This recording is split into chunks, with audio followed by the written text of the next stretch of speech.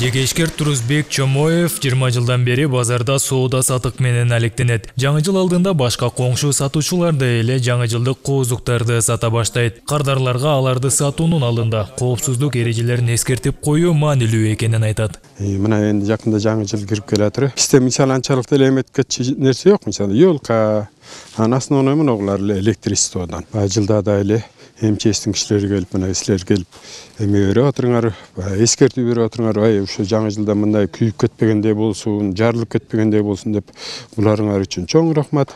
Баары бул адамдарга кичине да болсо таасир этет.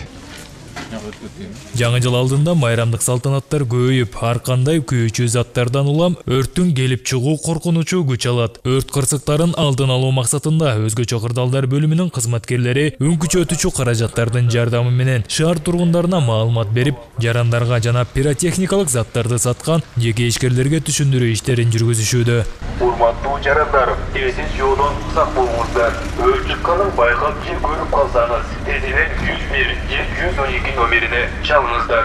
Үйлөр жылытуу үчүн мештерди колдонуп атат, электр приборлорун колдонуп атат. Ошол себептен азыр өрт кырсыгы көп катталып атат. От жагылчу морду айына жок дегенде бир жолу тазалап, электр приборлорун колдонгондо жанагындай күйүүчү зат материалдарды bir 20 сантиметр алыстыкта, 50 сантиметр алыстыкта койсо, ошондой эле азыр балат орнотууда өрт коопсуздук эрежелерин сактасак, айнек жандай күйүүчү материалдардан алзыраак орнотсок, атайын жана 25 ваттан ашпаган электр проводдор менен жарык берүүчү лампаларын орнотсок.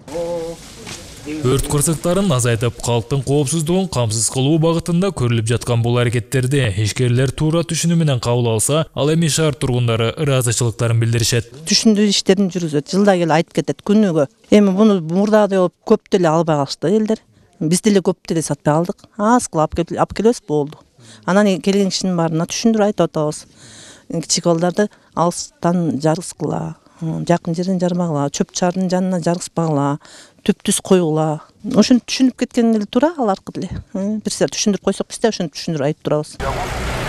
Белгилей кетсек, аяктап бара жаткан жылы жалпы облус боюнча өрт кырсыгы көп катталып, былтыркы жылга салыштырмалуу 12,68%га өскөн. Маселен, үстүбүздөгү жылдын 12 айында облусубузда 151, ал эми Талас шаарында 22 өрт кырсыгы катталса, анын ичинен 10 өрт кырсыгы турак үйлөрдөн чыккан.